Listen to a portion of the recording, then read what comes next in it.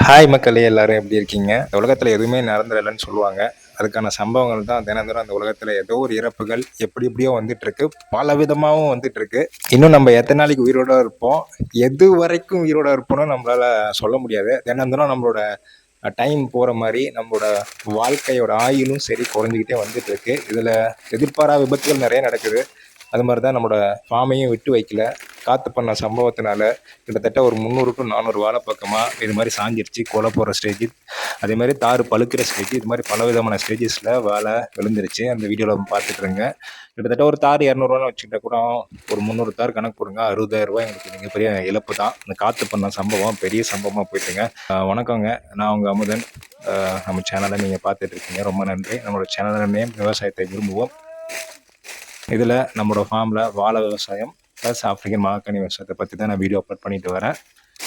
பாருங்கள், இந்த தார் அருமையான தாருங்க. இது எவ்வளோ போக்கணுமே பாருங்கள், மிகப்பெரிய அடி தான். ஆல்ரெடி டே 1 டே 2 வீடியோ காற்று என்ன மாதிரி சம்பவம் பண்ணிட்டு போயிருக்குன்னு அப்லோட் பண்ணிட்டேன். இதில் டே 3 4 5 6 ஒரு 3 நாள் வீடியோ அப்லோட் பண்ணியிருக்கேன். காட்டில் வைக்க தூக்குற வேலையும் இருந்துச்சு. கிட்டத்தட்ட ஒரு 50 கட்டு அதை ஏற்றிட்டு போய் ஆட்டோவில் கொண்டு போய் பத்திரமா வீட்டில் இருக்கிறதுக்குள்ள போதுமோன்னு ஆகிப்போச்சு. அன்றைய நாள் வேஸ்ட்டாக போகக்கூடாதுன்னு காட்டுக்கு தண்ணி கட்டணும். ஒவ்வொரு நாளும் கிட்டத்தட்ட ஒரு 20 to 30 மரம் தான் எங்களால் வெட்ட முடியுது. அத்தனை மரத்தையும் நாங்கள் கிளிப்பாக ஆட் பண்ணி வீடியோவாக போட்டுட்ருக்கேன். ஏன்னா உலகத்தில் நம்ம இந்தியா, தமிழ்நாடு எங்கே இருந்தாலும் சரி, எந்த டிஸ்ட்ரிக்டாக இருந்தாலும் சரி, மர விவசாயம் பண்ணுறவங்க, அதுவும் இந்த மாகாணி விவசாயம் பண்ணுறவங்க ரொம்ப இப்போ தான் அதிகமாகிட்டு வராங்க. அதுவும் இல்லாமல் புதுசு, இதுக்கான புது மெத்தட், புது டெக்னிக்லாம் இன்னும் வரல. அதனால் நம்ம ஸ்டார்டிங் ஸ்டேஜில் இருக்கோம். இப்போ இந்த நேரத்தில் இந்த இடத்துல வந்து நம்ம என்ன மாதிரி ப்ராப்ளம்ஸ்லாம் சந்திக்கிறோங்கிறத கண்டிப்பாக என்ன மாதிரி ஒரு ஆள், என்ன மாதிரி இதுமாரி பல பேர் வந்து வீடியோவாக போட்டால் மட்டும்தான் இனிமேல் பண்ண போகிற விவசாயிகளுக்கும், இப்போ பண்ணிட்டு இருக்க விவசாயிகளுக்கும் என்ன ப்ராப்ளம் வரும்னு கண்டிப்பாகவே தெரியுங்க. இந்த காலத்தில் விவசாயம் பண்ணுறவங்களுக்கு கண்டிப்பாக உடல் வலிமை, மன வலிமை எல்லாமே தேவைங்க. அவங்க பண்ணுற சோர்வு, அவங்க கலப்பை வந்து நம்ம தூரம் போக்குறதுக்கு இது மாதிரி காட்டில் பம்பு செட்டில் ஒரு குடியில் போகிறது மிகப்பெரிய ஒரு சுகந்தாங்க. அது இல்லாமல் உடம்பு வலி எல்லாமே கண்டிப்பாக இதில் கொஞ்சம் பறந்து போயிடுது. அதனால தான் கொஞ்சம் ரிலாக்ஸாக சன் பாத் மாதிரி அவங்க பீச்சில் பணக்காரங்க அப்படி பார்த்து பண்ணுறாங்க. நம்ம அப்படி கிடையாது. நீங்கள் பண்ண சம்பவத்தில் பாருங்கள், காலில் வந்து கொஞ்சம் காயம் ஏற்பட்டுச்சு, மரக்கல்ல விழுந்து.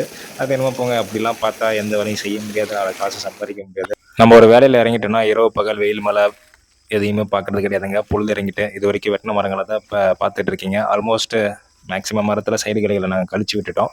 அதில் ஒரு பகுதி தான் பார்க்குறீங்க, ஃபுல்லாகவே கழிச்சு விட்டுட்டோம். திக்னஸும் பாருங்கள், ஒரு சில மரங்கள் வந்து ரொம்ப திக்னஸாகவும் இருக்குது, சில மரங்கள் திக்னஸ் இது மாதிரி தான் இருக்குது. ஏன்னா 2 வருஷம் தானே ஆகுது. சில மரத்தோட வளர்ச்சி வந்து ரொம்ப பெருசாக இருக்கும், திக்னஸ் அப்படி எங்களுக்கு காட்டுது. சில மரங்கள் வந்து அது எப்படி எல்லாம் ஒரே நேரத்தில் தான் வச்சோம், பட் ஏன் அப்படி இருக்குன்னு தெரில. அது இதுன்னு நிறைய விஷயங்கள் சொல்கிறாங்க. எது என்னமோ போங்க, வேலை செஞ்ச கலப்பில் கண்ணெல்லாம் பொங்கி போச்சு. அடித்த வெயிலுக்கு மண்டை சூடேறி போய் இப்போ முடியலைங்க. ஏதோங்க ஒரு வழியாக ஒரு ஒரு வாரத்து வேலை முடிஞ்சிருச்சு. இவ்வளோ தலைகள் பாருங்கள். அப்போ மரத்து மேலே எவ்வளோ வெயிட் இருந்தது நீங்களே யோசிச்சு பாருங்கள். அத்தனையுமே இந்த காட்டுக்கு உரம் தான். ஒரு பக்கம் வாழை சாஞ்சு கிடந்த வாழை, ஒரு பக்கம் இந்த மாங்கனி மரம். அப்பா ரொம்ப ரிஸ்க்குங்க. இதில் வர இடையில பாக்கு வரைய வச்சுருந்தோம், அதை பாதிக்காமல் நாங்கள் இவ்வளோ விஷயங்கள் பண்ணியிருக்கோம் பாருங்கள். இதில் வரையா இடையில கொடுவா வரையா காணாம போச்சு. ஒரு இடத்துல வெட்டுவோம், மரக்கிளைக்கு விடுவோம், மறுபடியும் அந்த கொடுவாயை தேடி கண்டுபிடிச்சிக்கல போதும்னு ஆயிடுச்சு. செருப்பு அதே மாதிரி தான். சில இடத்துல செருப்பு கழட்டிட்டு மரம் ஏறினாலும் அதே மாதிரி தான் செருப்பு தொலைச்சிட்டு தேடுவோம். இப்படியே தாங்க ஒரு வாரம் போயிடுச்சு. இனி வர வாரங்களில் காட்டில் இருக்க மொத்த மரத்தையும் நாங்கள் கழிச்சோமா இல்லையாங்கிறதாங்க மேட்ரு. மொத்தம் 750 மரம் பார்ப்போம். இது வரைக்கும் நான் அப்லோட் பண்ண வீடியோஸில் ஏதாவது சஜஷன் நீங்கள் சொல்லலாம், தாராளமாக நம்மளோட சேனலை சப்ஸ்கிரைப் பண்ணிவிட்டு நீங்கள் கமெண்ட்டில் சொல்லலாம். வீடியோட எண்டுக்கு வந்துட்டாங்க, போகிறதுக்கு முன்னாடி ஒரு அனுபவத்தை ஷேர் பண்ணுறேன். அது உங்களுக்கு கண்டிப்பாக உதவியாக இருக்கும். வாழ்க்கையில் இனிமேல் யாருக்கும் 1 ரூபாயாக இருந்தாலும் சரி, 1 லட்சம், 1 கோடியாக இருந்தாலும் சரி, கடனும் கொடுத்துடாதீங்க, கடனும் வாங்கிடாதீங்க, இல்லை கடன் கொடுத்தல் வாங்கலுக்கும் பரிந்துரையும் செஞ்சிடாதீங்க. ஏன் சொல்கிறேன்னா, ஒரு நிறுவனத்தோட வளர்ச்சிக்காக நம்ம கடன் வாங்குகிறோம். அந்த பணத்தை நம்ம திருப்பி கொடுக்கணும் முறையாக. அதுதான் ஒரு உண்மையாக நேர்மை நீதிக்கான ஒரு அடையாளமே. பட் அதை விட்டுட்டு பிஸ்னஸ் அப்படி போகுது இப்படி போது பல லட்சம் பொய்களை சொல்லி அடுக்கடுக்கான பொய்களை சொல்லிட்டு நீ கடன் கொடுத்தவங்களோட குடும்பத்தை கஷ்டப்பட வைக்கிறாங்கன்னா அது மிகப்பெரிய பாவத்தை செய்கிறோம். அனுபவத்தில் சொல்கிறேன். இதே நம்ம போங்க, அந்த பாவம் அவங்களோட தலைமுறையும் பின்தொடரணும். அவங்க ஒரு செகண்ட் யோசிச்சு பார்த்துருந்தாங்கன்னா இப்படிலாம் பண்ணியிருக்க மாட்டாங்க. இருந்துட்டு போட்டோம், விடுங்க.